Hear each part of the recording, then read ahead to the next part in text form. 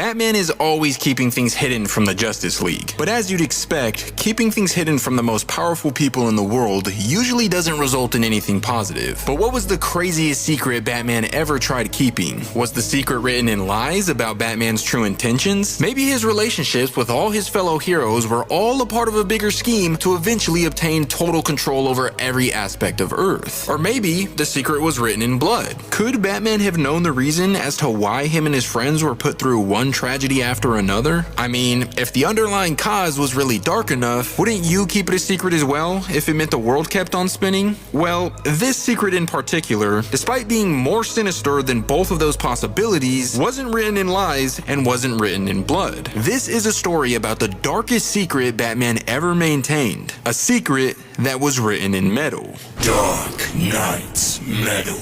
Peak fiction incoming.